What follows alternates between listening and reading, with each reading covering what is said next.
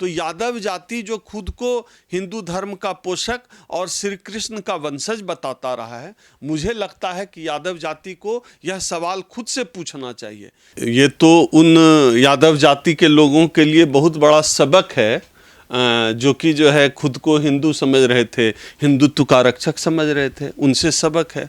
और दूसरा पहलू इस घटना का ये है कि जो चीज़ें अब तक ढकी छुपी थी सोशल मीडिया के वजह से कम सामने आ रही है। जातिवाद हम लोग वो नहीं है कि हमने जाति को पढ़ा है किताबों में या फिल्मों में देखकर हमने जाति को नहीं समझा है, हमने जाति को महसूस किया, हमने जाति को भोगा है। देश का जो ओबीसी समाज है उसके अंदर यह जो लंबे समय से यह मानसिकता थी कि हम सवर्णों से नीचे हैं तो क्या हुआ, दलितों से तो ऊपर हैं, वो अपने को एक समाज का एक हिस्सा जो है अपने को शूद्र मानने के लिए भी तैयार नहीं था। तो उनके लिए भी एक जो है यह आई ओपनिंग घटना। तीसरा पहलू इसका ये है कि आप देख लीजिए कि ये कहते हैं उत्तर प्रदेश में भारतीय जनता पार्टी का शासन है, केंद्र में भारतीय जनता पार्टी का शासन है, ये कहते हैं राम राज है। उत्तर प्रदेश में तो राम राज है पूरी तरह से। तो राम राज में जो शूद्र हैं, यादव भी शूद्र हैं, अब तक दलितों के साथ होता आया था। तो लोग बहुत कहते थे कि ये हमेशा विक्टिम कार्ड खेलते हैं, विक्टिम कार्ड खेलते हैं। अब यादवों के साथ हो गया, कोयरी के साथ होगा, कुर्मी के साथ होगा। तो यह समाज का वह सच है, यह भयानक सच है जिसको अब तक छुपाया जाता रहा था, लेकिन अब सोशल मीडिया की वजह से सामने आ रहा है। उनके अंदर जो सवर्ण समाज है, उनके अंदर रक्त शुद्धता का जो दंभ है कि हमारा रक्त ज़्यादा शुद्ध है, हम फलाना जाति में पैदा हो गए तो हम बहुत बड़े हैं, यह जो रक्त शुद्धता का दंभ है, यह दंभ बहुत खतरनाक है। इसी रक्त शुद्धता के दंभ ने, इसी जाति गौरव ने, यह जो झूठा जाति गौरव है, इसी जाति गौरव ने अब तक देश को भी पीछे कर रखा है। जिनको लगता था, आप बताइए, ये कहते हैं खुद को विश्व गुरु। विश्व गुरु किस बात का विश्व गुरु है? इस देश में जाति व्यवस्था की वजह से इस देश के तमाम लोगों को, जितने भी नागरिक हैं, सबको जो है समान रूप से आगे बढ़ने का अधिकार नहीं मिला, तो राष्ट्र विकास नहीं कर पाया। तो क्या यादव काबिल नहीं है कथा करने के? ये तो अब खुद यादव समाज को आत्ममंथन करना पड़ेगा, आत्ममूल्यांकन करना पड़ेगा कि यादव जाति के लोग कितने काबिल हैं। आप कथा वाचन की ही बात कर रहे हैं, मैं तो यह पूछ रहा हूं, यादव जाति के लोगों को इससे 2 कदम आगे बढ़कर यह सवाल पूछना चाहिए कि क्या यादव जाति में इतनी काबिलियत नहीं है कि वह किसी केंद्रीय विश्वविद्यालय के वाइस चांसलर बन सके? यादव जाति के लोगों में क्या इतनी काबिलियत नहीं है कि किसी टीवी चैनल में एंकर बन सके? यादव जाति के लोगों में क्या इतनी काबिलियत नहीं है कि वह सुप्रीम कोर्ट में चीफ जस्टिस ऑफ इंडिया बन सके? तो यादव जाति जो खुद को हिंदू धर्म का पोषक और श्री कृष्ण का वंशज बताता रहा है, मुझे लगता है कि यादव जाति को यह सवाल खुद से पूछना चाहिए। साथ ही साथ मेरा यह भी मानना है कि यादव जाति जो अब तक भारतीय जनता पार्टी के साथ थी, या जो इनकी जो हिंदू वाली व्यवस्था है, उस हिंदू व्यवस्था में इन्होंने अपनी औकात देख ली। इसका रिफ्लेक्शन भी देखने के लिए मिल रहा है। आप देखिए सोशल मीडिया पे किस तरह से जो है उस जाति के खिलाफ यादव जाति के लोग लिख रहे हैं। असल में मैं उसे खिलाफ लिखना मानता भी नहीं हूँ। वो है कि आपने सदियों से जिनको सताया, जो छुपा छुपा था, वो जब खुलकर सामने आया तो ये रिएक्शन है, ये किसी क्रिया के विपरीत जो है प्रतिक्रिया हुई है। आप किसी चीज़ को, आप यादव जाति को यादव की वजह से अहीर है, घुटने में बुद्धि होती है, यादव को बुद्धि नहीं होती है, यादव को क्या समझ में आएगा, यादव हो क्या जी? आप समाज में, भारतीय समाज में जिस तरह से यादव जाति को लेकर उसको गुआर, हमारे यहाँ कहीं ग्वाल, हमारे यहाँ गुआर किसी को कह दें तो ऐसा कहा जाता है जैसे गाली हो। तो यह जो समाज के अंदर ये चीज़ें थी, वो चीज़ें भी अब खुलकर सामने आ गई है। तो कोई सबक सीखेगा इस घटना से? सबक तो सीख रहा है। अगर यादव समाज सबक नहीं सीख रहा है तो आप बताइए, पूरे देश से ऐसे जो है वीडियो और फोटो वायरल हो रहे हैं जहां लिखा जा रहा है, बोर्ड बकायदे लोग लगा रहे हैं कि फलाने जाति के लोगों से जो है पूजा पाठ कराना मना है, पूजा पाठ कराने पर दंड के भागी बनेंगे।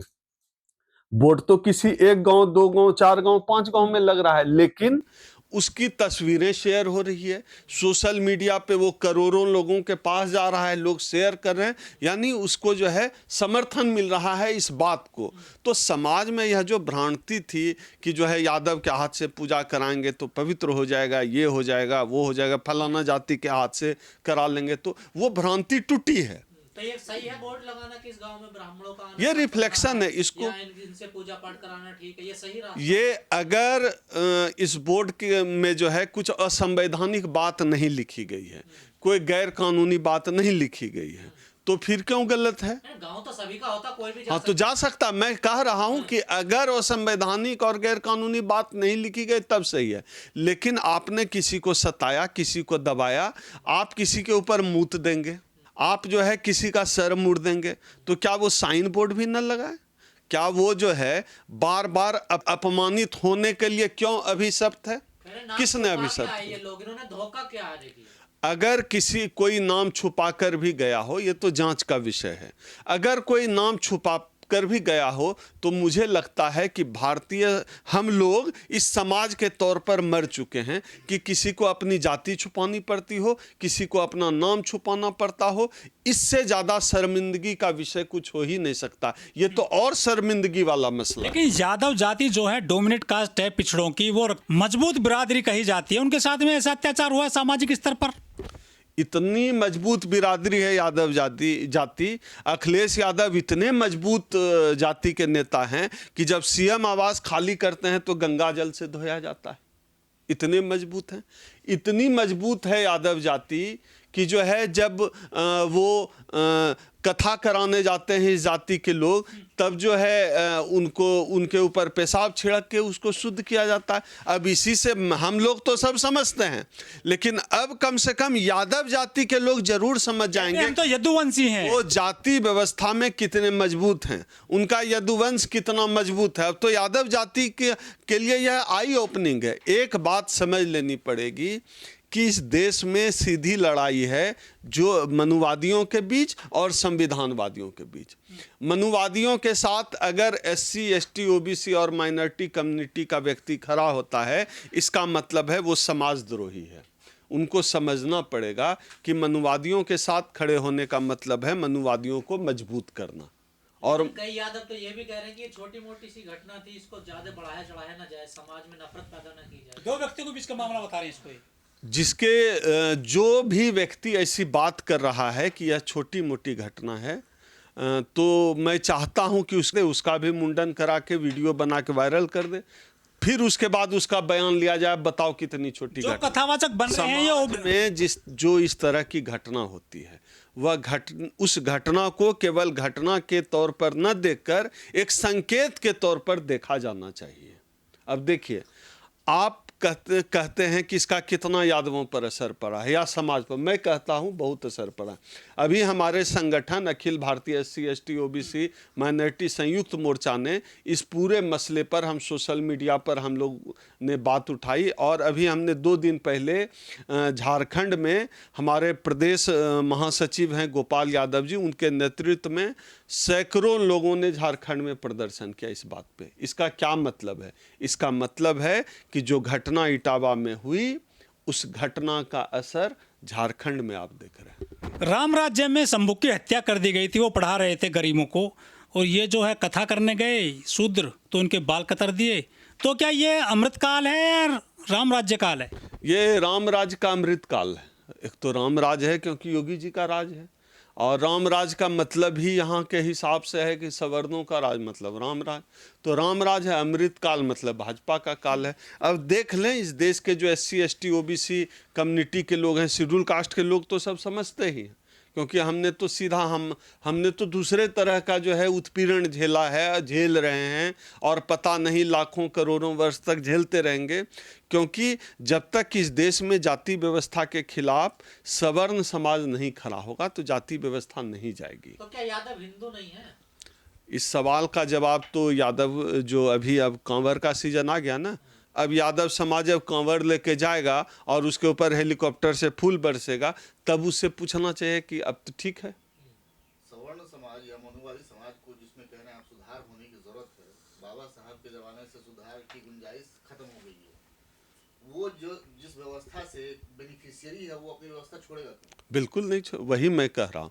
जैसे अमेरिका में कालों की लड़ाई, ब्लैक की लड़ाई वाइट ने लड़ी। भारतीय समाज में क्या कोई इस बात की कल्पना, छोड़ दीजिए सड़क पे, कल्पना भी की जा सकती है कि सवर्ण समाज का कोई व्यक्ति जो है दलितों की लड़ाई लड़ेगा?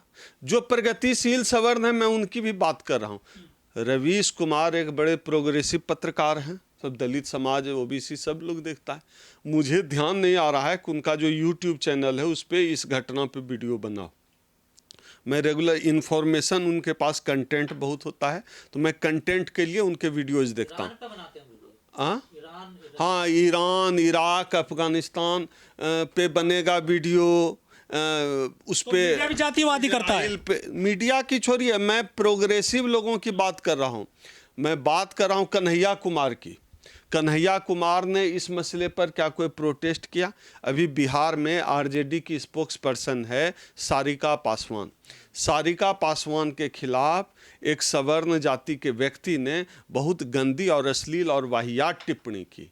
उस टिप्पणी के बाद उसको अरेस्ट हो जाना चाहिए। ये कानून का मसला है। लेकिन उस पूरे मसले पर कन्हैया कुमार जो दलितों का नेता बने फिरते हैं बिहार में और पूरे देश में, उन्होंने कोई आवाज़ उठाई, कोई वीडियो बनाया, कोई प्रोटेस्ट किया? रवीश कुमार प्रोग्रेसिव पत्रकार हैं। इटावा पर कोई वीडियो बनाया? नहीं बनाया। तो सवर्ण, यह जो जाति है ना, चाहे प्रोग्रेसिव हो जाए व्यक्ति, चाहे कम्युनिस्ट हो जाए, चाहे कुछ भी हो जाए, जाति नहीं जाती है भैया।